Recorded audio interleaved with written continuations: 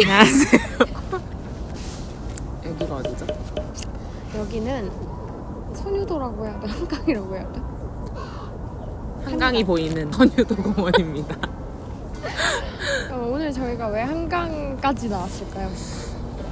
모르겠네요. 영화 소개를 하기 위해서 맞아요. 이 자리에 왔습니다. 한강하면 사실 떠오르는 영화가 있으시죠? 그렇죠. 뭐죠? 그것입니다. 바로 그것. 괴물입니다. 네. 영화는 엠번 봐야 리치해진다. 영화 속 생각을 찾고 고민해보는 시간. 영앤리치의 비니. 비니입니다.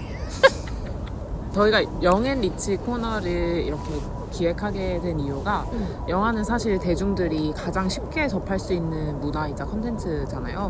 그래서 그만큼 저희에게 직접적으로 또 간접적으로 되게 생각보다 많은 영향을 미치는 것 같아요. 그래서 미니 비니의 영앤리치에서는 영화를 보고 그것에 대해서 좋았던 생각 그리고 나빴던 생각을 나누면서 이렇게 이야기를 해보고자 합니다. 여러분들과 함께. 함께 해주세요. 네. 오늘의 영화 한번 소개를 네. 해주시겠어요?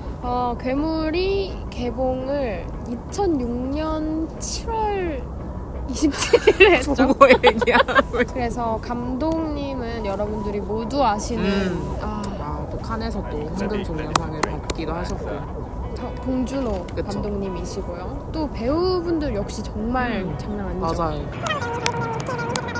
한국형 블랙 코미디의 진수를 보여주고 맞아요. 있는 그런 작품이라고 생각하고 있습니다. 실제로 이 영화는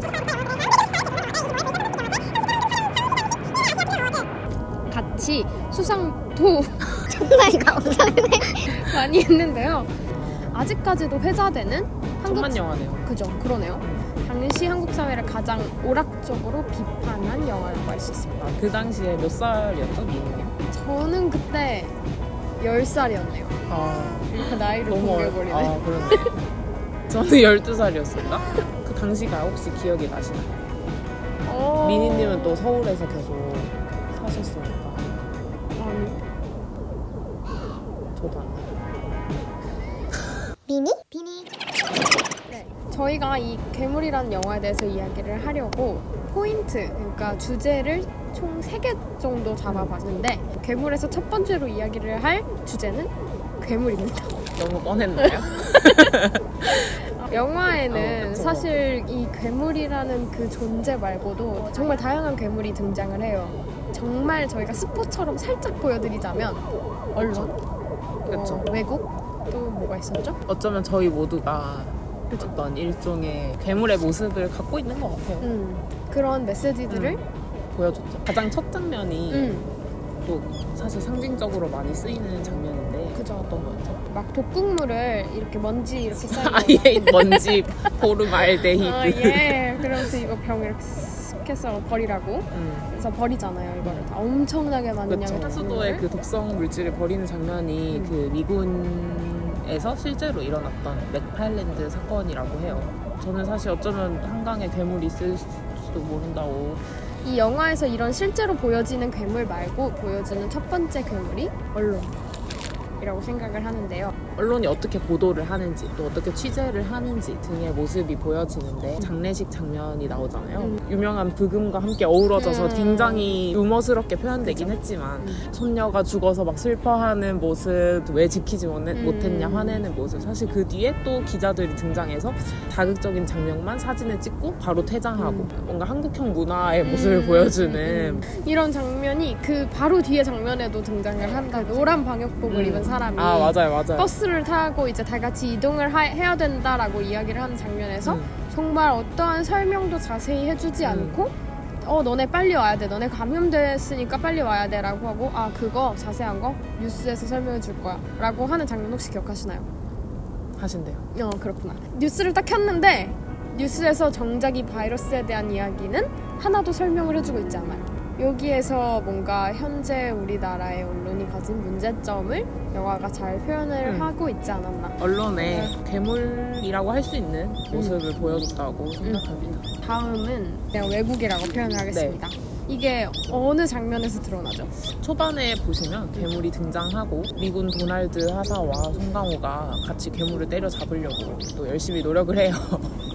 그 과정에서 둘 다 그 괴물에게 노출이 되는데 그 이후에 미군 도널드 하사관은 굉장히 좋은 시설에서 영웅 대접을 받으면서 치료를 받고 박강두는 사실 소위 말하는 전염자로서 감염자로서 격리가 되죠. 그렇죠. 정리를 해보자면 도널드 하사관은 영웅이 되었고 그렇죠. 박강두는 날강두가 되었다. 이 괴물이라는 걸 보여주는 이 전반적인 흐름이 뭔가 6.25 전쟁과 굉장히 유사한 점이 많다고 느꼈었는데 그게 6.25 전쟁이라는 게 한반도에 주둔 일본군을 처리하는 문제로 미국과 소련이 각각 북쪽과 남쪽에 들어오게 되면서 거꾸로 말했네요. 미국과 소련이 각각 남쪽과 그런 말하면 북쪽에 큰일 나요. 이렇게 들어오면서 결국에 전쟁이 시작됐다라고 크게 볼 수가 있을 것 같은데 결국에는 그게 끝날 때까지도 그 외국이 개입을 했고 외국에 의해서 끝나는 양상을 보였던 게 이 괴물 역시도 우리나라가 시작하지 않은 그 미국 군인에 의해서 시작을 했고 그 과정에 모두 외국이 개입을 했으며 맞아. 이게 영화에 종결되는 부분에서도 본인들이 알아서. 발표를 하잖아요. 정보가 잘못됐어. 너무 뻔뻔하죠. 그게 문제야. 그런 모습에서 전반적으로 뭔가 6.25 전쟁 때와 굉장히 비슷한 우리나라의 기저에 깔려있는 맞아요. 뭔가 문제점을 느낄 수 있었던 맞아요. 것 같습니다. 자주권이 부족한 모습이 사실 실제로도 그렇긴 하지만 개선해 나가려고 하고는 있지만 그 모습이 실제 사회에서도 많이 드러나기도 하고 또 사실 영화에서도 그 모습을 비판적으로 그린 영화가 굉장히 많은 그쵸. 것 같아요. 얼마 전에 감기란 영화를 봤는데 그거 보셨어요? 아니. 사실 거기서도 이제 미군이 마음대로 그 감기로 전염된 그 성남 그 지역에 그 미사일을 발사하려고 하는 장면이 있어요. 영화에서는 이제 대통령 차인표가 대통령이라서 굉장히 강력하게 내 시민들을 내가 지킨다 하면서 그렇게 자주적인 모습을 괴물에서는 좀 사실적으로 서구 국가에 의해서 우리나라가 좌지우지 되는 모습을 보여주면서 그걸 비판하려고 했던 것 같아요. 물론 그 6.25 전쟁 이후에 미국이 있었기에 우리나라가 이만큼 발전했다라고 이야기를 하시는 분들도 존재할 수 있어요. 하나의 의견이기 그쵸. 때문에 도움 받은 것도 네, 사실이긴 네, 해요. 네. 그렇지만 이러한 문제점도 존재한다라는 그쵸. 것을 이야기를 그쵸. 하고 싶었습니다. 사실 지금까지는 뭔가 또 다른 모습의 어이구.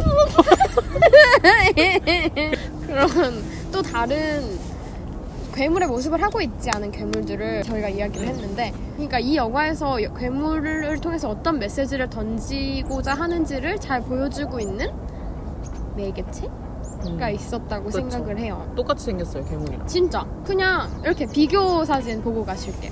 똑같죠? 바로 에이전트 옐로우라는 건데요. 괴물과 정말 똑같이 생긴 형상을 하고 있고 그 모습을 통해서 미군이 괴물을 죽인다는 목적에서 그 에이전트 옐로우를 실행했지만 그게 사실은 우리나라 국민의 뭔가 안전을 생각하지 않고 그냥 본인들의 실험을 목적으로 사용하는 그런 또 다른 괴물의 모습을 보여준 게 아닌가. 사실 괴물보다 더 많은 사람들을 죽일 수 있죠. 죽일 수 있는 그런 정말 괴물과 똑같은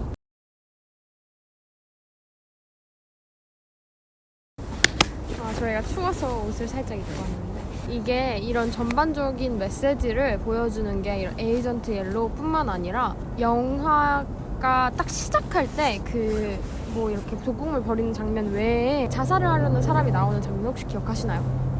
네. 그때 그 어떤 사람이 자살을 하려고 하고 그 사람이 이제 한강 물속을 보면서 물속에 크고 시꺼먼 거 못 봤어? 끝까지 눈에 빠진 새끼들 이러고서 물에 뛰어들게 되는데 그 장면이 뭔가 단순히 그 주변에 있던 자신의 자살을 말리던 사람들에게 하는 이야기가 아니라 이 영화를 보게 되는 모든 사람들에게 하는 이야기가 아닐까라는 생각이 들었습니다. 그래서 이 영화에는 단순히 한 마리의 괴물이 아니라 여러 개의 괴물이 있을 거다. 여러 형태로 그 괴물이란 주제를 잘 표현을 해준 것 같아요. 비니? 비니